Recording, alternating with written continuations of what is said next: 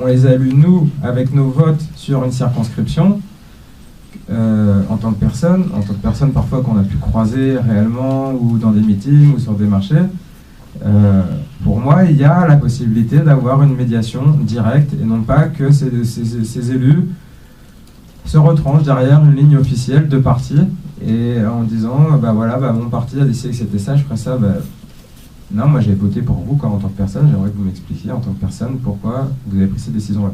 Là, il y a un gros travail qui se développe de plus en plus au niveau des associations, je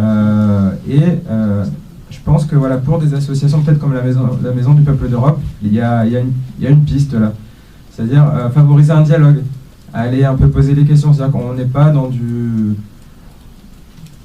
On va pas être dans du plaidoyer, on va dire, qui montre du doigt ou des choses comme ça. On peut être aussi voilà, dans de la médiation, expliquez-nous, de la pédagogie, voilà, c'est dans votre intérêt.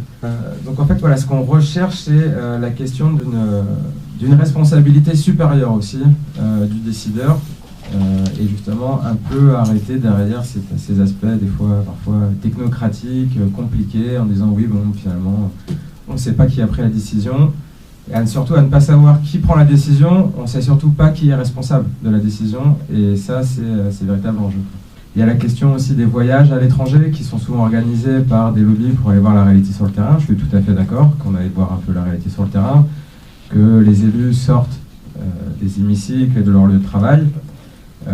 Moi j'apprécierais par contre que l'élu qui a fait ça revienne et m'écrive un rapport détaillé de ce qu'il a vu, de ce qu'il a entendu, et quel était son point de vue avant de partir, quel est son point de vue en rentrant, ça m'intéresse. Et simplement de lui dire, ça m'intéresse, vous êtes parti en voyage auprès d'une entreprise pendant une semaine à Bali pour aller voir la question de l'huile de palme. Certes, l'hôtel 5 étoiles avec spa était très sympa, mais qu'en est-il des conditions de travail des personnes sur place, qu'en est-il de la déforestation, qu'en est-il du déplacement des populations indigènes? Racontez-moi ça puisque vous étiez allé pour le voir. Et ça, c'est un point qui peut être...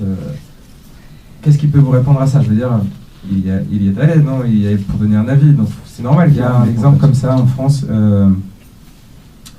qui est une association qui s'appelle Regard Citoyen, qui a fait un très gros travail ces dernières années et qui a créé un site qui a un peu chafouiné les députés français, qui s'appelle nosdéputés.fr.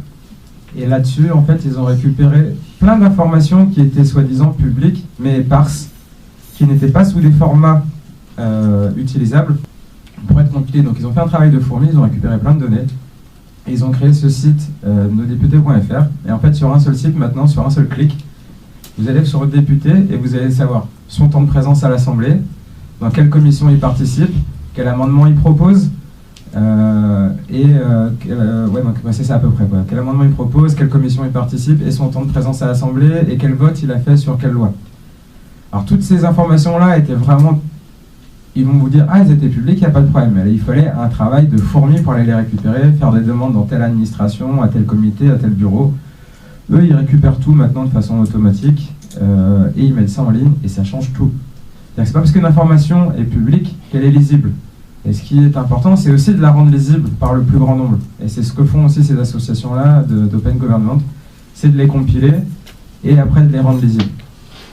Et la chose qui a vraiment pas plu, en fait, c'est qu'ils ils se sont amusés à faire un classement des députés en fonction de leur présence et de leur participation. En fait, ils ont combiné toutes les données, et voilà, en fonction de présence, d'amendements déposés et de participation, ils ont créé un classement.